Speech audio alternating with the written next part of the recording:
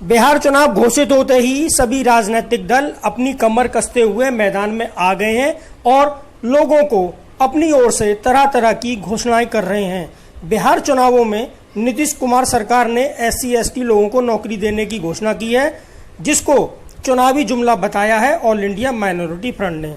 All India minority front के राष्ट्रीय अध्यक्ष SM आसिफ ने कहा है कि बिहार में अनुसूचित जाति एवं जनजातियों पर हो रहे अत्याचार के मामलों पर कार्रवाई न किए जाने पर चिंता प्रकट की है।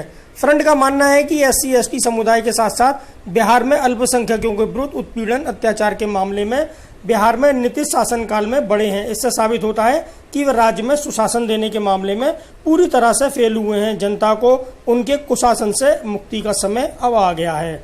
ऑल इंडिया माइनॉरिटी फ्रंट के अध्यक्ष SM आसिफ ने कहा है कि चुनाव सिर पर है तो नीतीश कुमार को अल्पसंख्यकों और दलित आदिवासियों की याद आई है। वे मुसलमानों को फुसलाने के लिए कब्रिस्तान की चारदीवारी करवाने की बात कर रहे हैं, जबकि मुसलमानों के सामने अन्य बिहार वासियों की तरह रोजगार और सुरक्षा का बड़ा सवाल है। आसिफ ने कहा है कि भाजपा के साथ होने के कारण वे मुसलमानों की मूल समस्या की ओर ध्यान नहीं देना चाहते हैं। अपनी संघी मानसिकता के चलते उन्होंने दलित आदिवासियों की ओर से अपना पूरा शासनकाल में कोई ध्यान नहीं दिया है, इसलिए दलितों का उत्पीड़न बढ़ गया है। विधानसभा चुनावों में इन लोगों को भ्रमित और दिखावटी न्याय दिलाने के लिए सरकार ने CBI से कहा है कि वे SC/ST उत्पीड़न के मामलों को निपटाने में तेजी लाए।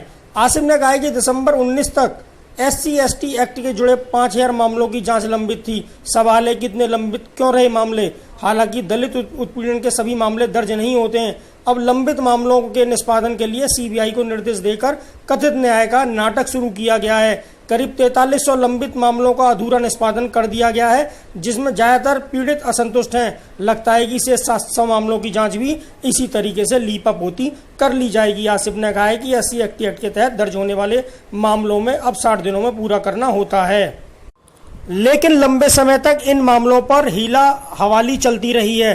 चूंकि चुनाव के समय दलित व आदिवासी हितैषी व खुद को उनका बड़ा समर्थक दिखाने के लिए नीतीश सरकार इन मामलों की जांच कम और दिखावा ज्यादा कर रही है। आसिफ ने कहा है कि जनता को अब नीतीश कुमार का अधिनायकवादी चेहरा पहचान लेना चाहिए। वह उनके साथ खड़े हैं जो सरकारी उद्यमों को कौड़ियों के भाव बेच रहे हैं और देश में लोकतंत्र को खत्म करने पर तुले हैं।